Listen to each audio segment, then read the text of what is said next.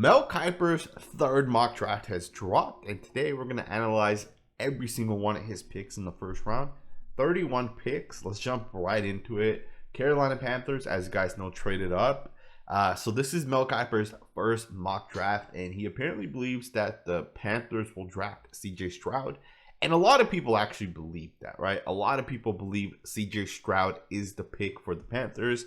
And Mel Kiper agrees with it as well. He says the following: I'm leaning towards Stroud based on what I'm hearing. He's super accurate, has impressed everyone throughout the pre-draft process, and the ideal size profile of recent Frank Reich quarterbacks. He has the slight edge over Bryce Young based on fit. That one's interesting because I still don't have CJ Stroud as my number one quarterback. To me, Bryce Young is the best quarterback in this class. I think the ability to create is the biggest factor as why I would take Bryce Young over CJ Stroud. Plus, I think Stroud has some inaccuracy issues, right? That's my personal opinion. So, CJ Stroud goes 1, though. Texans at that point are going to come back, take Bryce Young at 2. Probably exactly who they want, right? It's probably Bryce Young regardless. And then we get a trade. 3 and 4, we're going to swap. So the Colts are going to trade with the Cardinals. The Colts are going to jump up and take a quarterback. Now, some people will say, why would the Colts take a quarterback? They can just wait. You're going to trade up to make sure you get the third quarterback. Remember, at some point, the Colts having the 4th overall pick, most people thought they would get the second quarterback off the class. But we've already seen the Panthers jump up to 1. So at that point, the Colts are now going to get the third quarterback. And if a team trades with the Cardinals, the Colts are at that point are now going to get the 4th quarterback in this class. So the Colts are going to trade up and get Will Levis, who is the guy they want. So you got Stroud 1, Young 2, Levis 3. Kind of interesting. Cardinals pick at 4, first non-quarterback, according to Mel Kiper, is going to be Will Anderson. I love the pick for the Cardinals. Perfect fit. I think the Cardinals need to definitely shore up the pass rush. Lost Chandler Jones, I think, last year. Marcus Golden, I think, has been released at this point, and then J.J. Watt has retired. So, in my opinion, this is a team that has to get better at the edge position. Will Anderson does that for them. I love the pick for the Cardinals. The Seahawks are at that point going to take quarterback Anthony Richardson. That is massive right there. Personally, if I'm the Seahawks, I'm taking a quarterback as well. The thing with the Seahawks is I personally believe they're a really good roster, and they're not that far away from competing for a Super Bowl. But I think the biggest thing holding them back is Geno Smith. And that's not a knock on Geno Smith. I just am the person to believe that if you look back 20 years, look at all the quarterbacks that have won, right? Consistently have had success, right? Let's be honest. Winning a Super Bowl is hard, but being in the top 4 to 8, right? Finishing in the top 4 to 8. You look at the top 4 to 8 in the last 20 years, it's consistently the best quarterbacks. Geno Smith isn't that, right? And the teams that win Super Bowls are teams, generally speaking, with the best quarterbacks and best rosters. And I think the Seahawks are right there in terms of having some of the best rosters. Obviously, they added a couple of really solid players via free agency. And I think they need to just continue building on that. They added a center a couple days ago in Evan Brown. I think that's the starting center. Great tackles already there. Great weapons. Just got to fix that defense a little bit. But I think AR-15 gives the Seahawks the opportunity to win.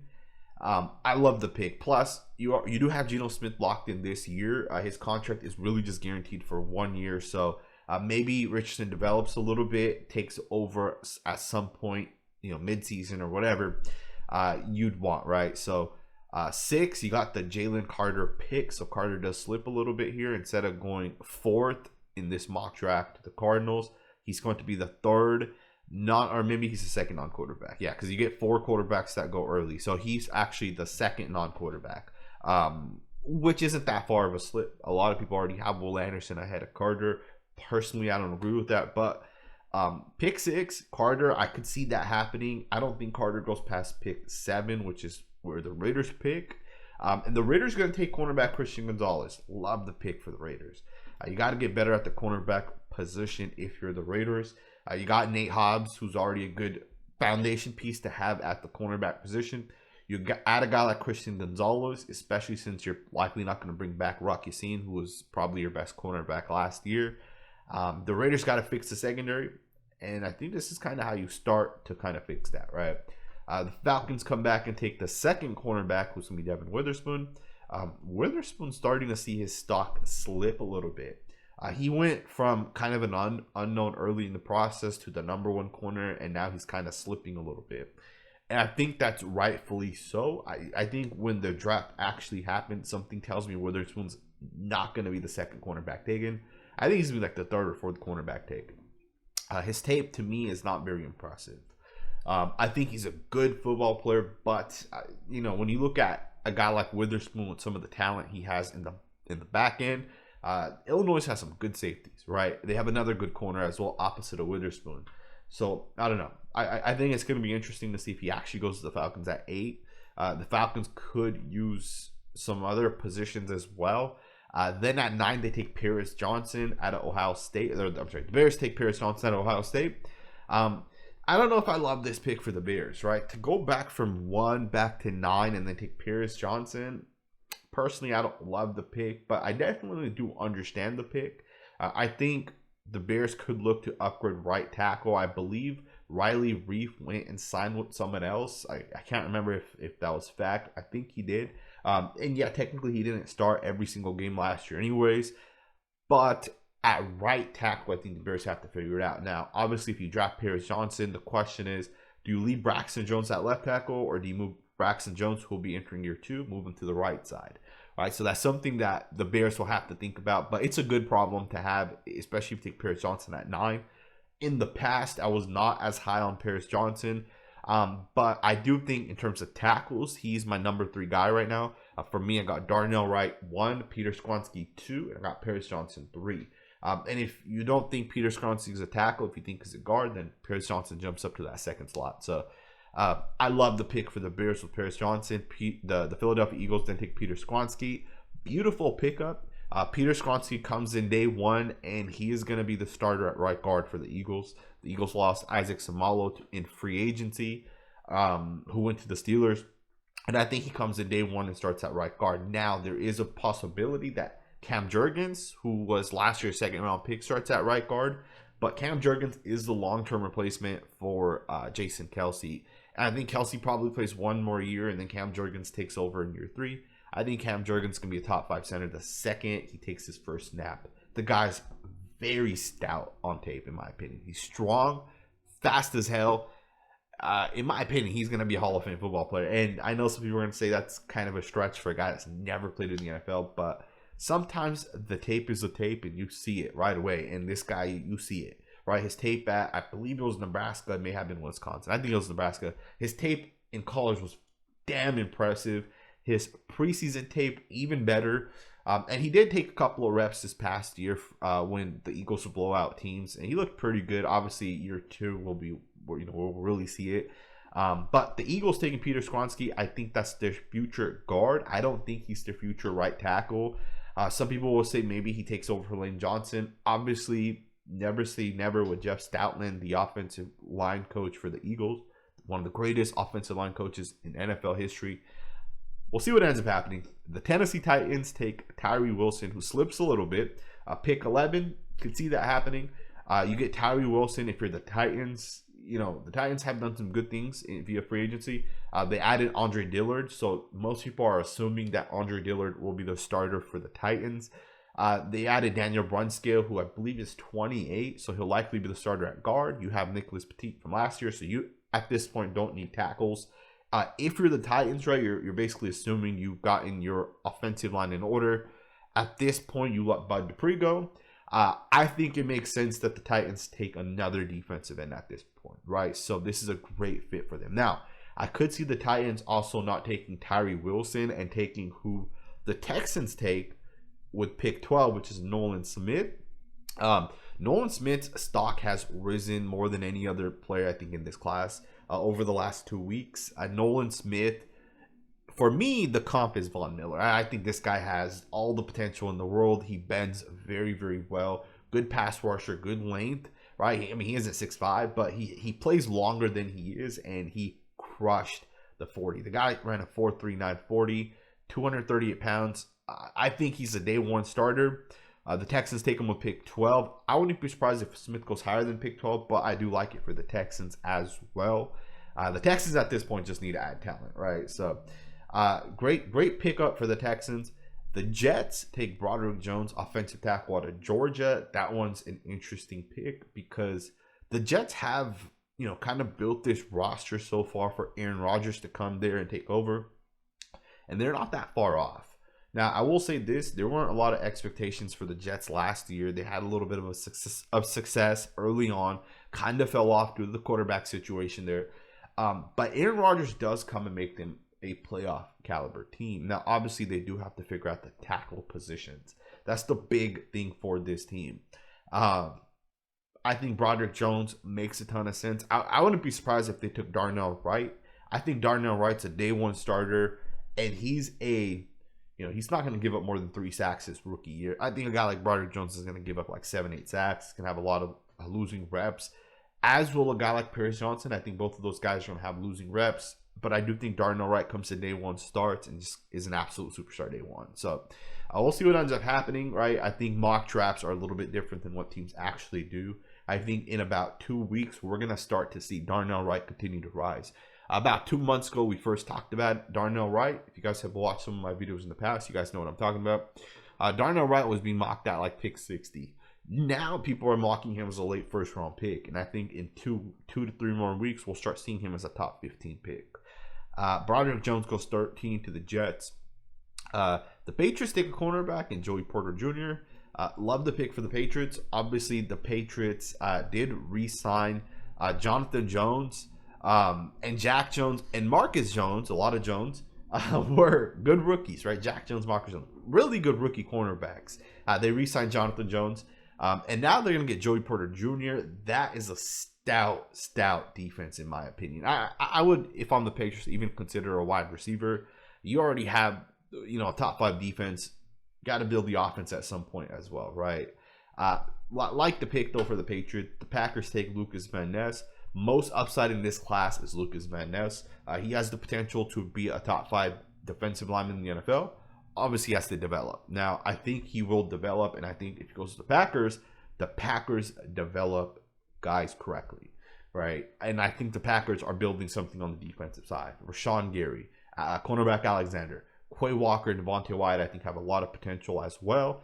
And those are just some of the guys, right? You look at the nose there, you look at the other linebacker there, you look at the safeties there. Like, I think the Packers have something kind of going there, right? So we'll see what ends up happening for the Packers. The Commanders take Emmanuel Forbes. Like the pick, cornerback is a hard position to hit on. We're going to get like 5 or 6 of these guys go in the first round. I will say this. I think Emmanuel Forbes at 16. Steelers get Deontay Banks down here. I think cornerback's a very difficult position to hit, but I understand the value of getting a top-tier cornerback and why teams take guys in the first round. To me, the short cornerback in this class is Christian Gonzalez. After Christian Gonzalez, I like Joey Porter. Outside of those 2 guys, I'm not sure how many of these other guys are going to be top-tier corners. Like, will there be top-tier corners, or will there just be average cornerbacks in the NFL, right? So it's going to be interesting to see what ends up happening with some of these guys.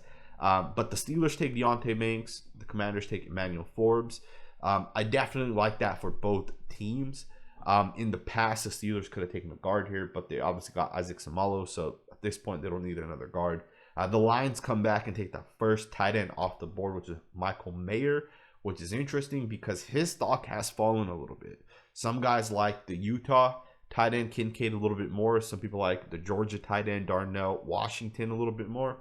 But Mel Kiper still likes Michael Mayer. I could see that happening. I think Mayer's a really, really, really good run blocker and a good pass catcher. So we'll see what ends up happening. I am of the type that does not like taking tight ends in the first round. So that is my personal belief. Tight ends is a very tricky position to hit on, just kind of like cornerbacks. The Buccaneers take Darnell Wright. Love the pick. This makes a lot of sense. When some teams take guys like Alex Leatherwood, the Buccaneers would come back and take Tristan Wirfs, right? And I know it didn't happen like that in the same class, but the point is the point. Some guys take project players, some teams take project players, some teams take guys that are ready day one. The Buccaneers take guys that are ready day one. Darnell Wright is one of those guys. Obviously, the Buccaneers have released their left tackle. Long-term left tackle. So now they have a void there, and the belief is that Tristan Wirfs is going to move over to left tackle, which means Darnell Wright, a true right tackle, can come day one and start. I love the pick. Then the Seahawks take Jackson Smith-Njigba. Love the pick as well. You already have great outside weapons. You have a guy that can come on the inside, and Jackson Smith-Njigba, and do everything underneath. Right now, don't get me wrong. That doesn't mean this guy can't run those mid to deep routes as well. Best wide receiver in this class is Jackson Smith-Njigba, in my personal opinion. Love the pick. The Chargers come back and take a tight end in Dalton Kincaid, which makes a lot of sense for them. I think this is the type of mold of players that the Chargers take, and the Chargers draft really, really, really well. Over the past 2 years, they've drafted good football players, right? Like, you know, you get Rashawn Slater in 1 year, and then you come back and take the guard out of Boston College the next year. Can't remember his name on the top of my head. And those two guys are fantastic football players. And then you come back and take Dalton Kincaid, who's going to help Justin Herbert. I love this. In my opinion, this is the perfect way to go. 6'4", 246, built well. Great pass catcher, and I think that's what the Chargers want, right? Pass catcher. So love the pick. Zay Flowers picked 22 for the Ravens. This one's interesting because I think the Ravens are in a spot where they may be moving on from Lamar Jackson. We heard some rumors by Mike Florio earlier today that those two are done. Those two will not be, at this point, they will not be, Lamar will not be going back to the Ravens. So we'll see if that actually ends up happening. But if it happens, maybe the Ravens trade with the Colts and jump up. Colts get a quarterback. The Ravens get their quarterback with pick 4, whoever that is. Could happen. Could see that happening. Either way, they get Zay Flowers in this mock. I'm going to assume that Lamar Jackson will be back. And if that happens, I love the Zay Flowers pick. The Ravens do a lot of short things, right? Let's run the football. Let's store it for 4 yards. Let's store it for 2 yards. And then we'll build all of that to take a couple deep shots. Flowers allows you to do the short stuff because dynamic, man. Dynamic as hell. I love Zay Flowers. I think this guy has massive upside as well. The Vikings come back and take Quentin Johnston. The receiver that a lot of people have had number 1 early is kind of slipping. Don't be surprised if this guy slips out of the first round. Has Kevin White written all over him, right? In my opinion, receivers, if you want a great receiver, you take the receivers from the best college schools, and that generally translates into the NFL. Take the LSU, the Alabama, take those wide receivers because it generally translates. CeeDee Lamb is rare, right? Rarely do you get one of those wide receivers from a, not one of the top tier schools. And don't get me wrong, Oklahoma's a really good school, but let's be honest, they're not a top 10 school. I shouldn't say top 10. They're not a top 3 or 4 school in terms of producing wide receivers. You guys know what I'm talking about. Quentin Johnston is a very risky first round pick, in my opinion. I get it, 6'3", blazing fast. I just don't know. All right. But for the Vikings, I could see it making sense because they already have Justin Jefferson. Adam Thielen is gone. So it could make sense for them, especially if they stick with Kirk Cousins, which I think they should go ahead and move on. And Daniel Jeremiah, works for the NFL Network, actually thinks the Vikings are going to draft the quarterback in Hendon Hooker with this pick. I would rather the Vikings take Hendon Hooker than I would Quentin Johnston. That's my personal opinion. Then the Jacksonville Jaguars, according to Mel Kiper, take Will McDonald. Love the pick. One of my favorite defensive ends in this class. I had him as number 3 on my top 12 defensive ends.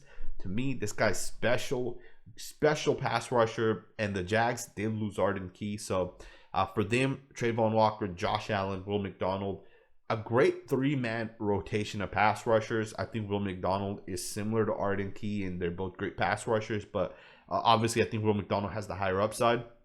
Love the pick. The Giants take Jordan Addison. The Giants have been adding weapons on offense. You get Darren Waller, Wan'Dale Robinson will come back this year. Paris Campbell was added. Saquon Barkley got the tag.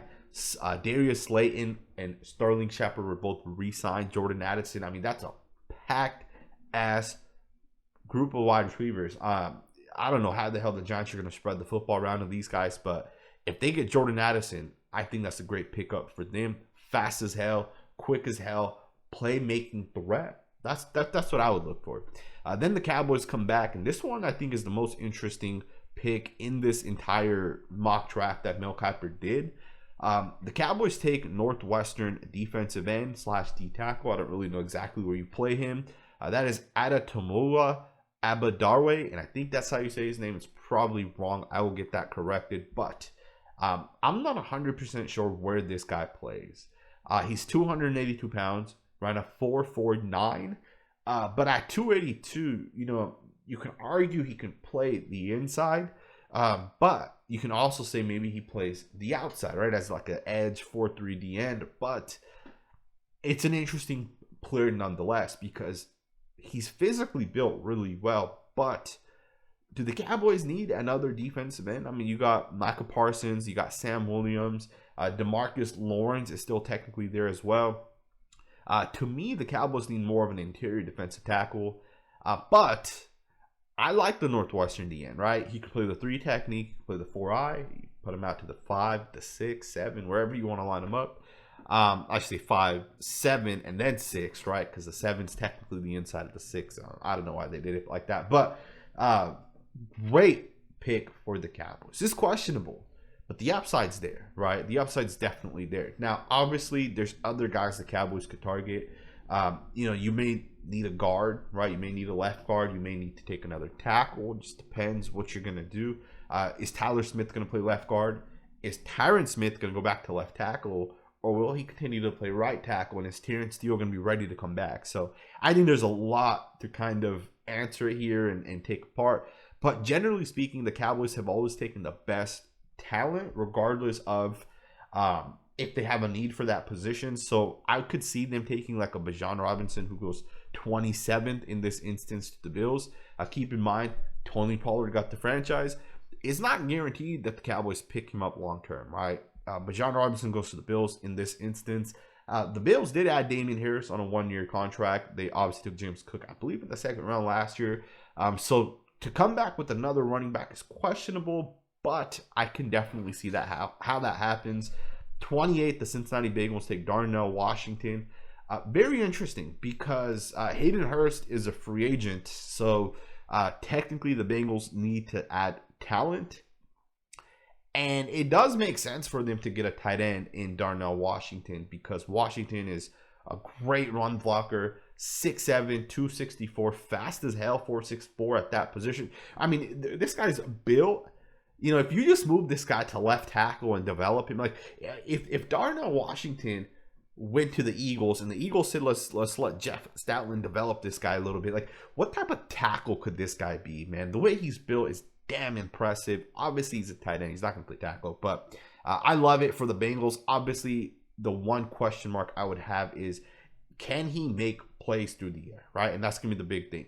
Because if you're going to just lob it up to this guy because he's 6'7", that's not a first-round worthy prospect. Like, he needs to be able to run really, really good routes. At this point, I don't know if he can do that. Obviously, the Bengals have to figure that out. I do like Darnell Washington as a first-round pick for a team that can develop. And I think the Bengals are a team that can develop. So I like the pick for them. The Saints pick 29, come back and take Bryan Breesee. Love the pick for the Saints. You get the arguably the second or third best defensive tackle. Now, it would be interesting to see if the Saints take Bryan Breesee when Kalijah Kancey is on the board and the Eagles take Kancey with pick 30. Because I think Kancey is going to be a top 5 player out of this class. I think Kalijah Kancey has world talent, man. This guy's very, very freaking talented. But apparently the Saints would prefer Bryan Breesee, who is also in his own right talented. But I think Breezee's talent comes a little bit more with his strength as opposed to his hand-to-hand combat.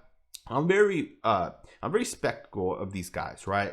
For example, Bryan Breesee might not be able to take a guy like Evan Brown, who's in a center, or he may not be to take on a guy like Isaac Samalo, a guard, because these guys are strong as hell, right? And that's what Bryan Breesee relies on. On the other end, Kalijah Kancey has the technique to be able to beat these guys, right? So Samalo may throw a punch and Kancey will swat that down and swim or spin or, he'll do something, right? So it is a question in my opinion, of who to take if you're the Saints or the Eagles, but I do like both guys going in the first round. I wouldn't be mad if these two teams got either of those guys. Final pick, the Super Bowl winners, Kansas City Chiefs, come back and take a defensive end in Felix Usama. Love this pick. I've told this story in the past, but I was watching the tape of Alabama left tackle Tyler Steen when this guy started flashing. And that was when I said, who the hell is this guy? I think he's number 91. Who the hell is this guy, number 91? Moving at that defensive end position, the way he's moving and making plays and showing that motor and those skills, some good hand-to-hand technique. I said, this guy's the type of guy that's going to, Bill Belichick's going to take him like the third round. And this is the guy that's going to be like a top 10 defensive lineman. But now he's being projected as a first-round pick, which makes sense. The guy's good. Love the pick here for the Chiefs. Obviously, the fit's going to be the big part. Is he a true defensive end? Is he a 3-tech, 4-eye? I think he's a guy that you can move around, right? He's similar to like Jermont Jones, how you can move Jones around. Obviously, they're different, right? Jones is probably a little bit bigger and slower than this guy. But either way, I love the pick for the Chiefs. There you guys have it. Mel Kiper's mock draft. The entire breakdown of it. I love Mel Kiper's mock drafts. I think the guy is smart. He puts the effort into it. And for me, it's noticeable that this guy does the work. And I know some people hate on Mel Kiper. I'm not of that. I think Mel Kiper does a great job. Shout out to Mel Kiper for being able to create this entire new segment, right? Because NFL draft and the content around it would not happen without guys like Mel Kiper. So shout out to him. Let me know what you guys think about the mock draft in the comments below. And I'll see you guys next time with another video.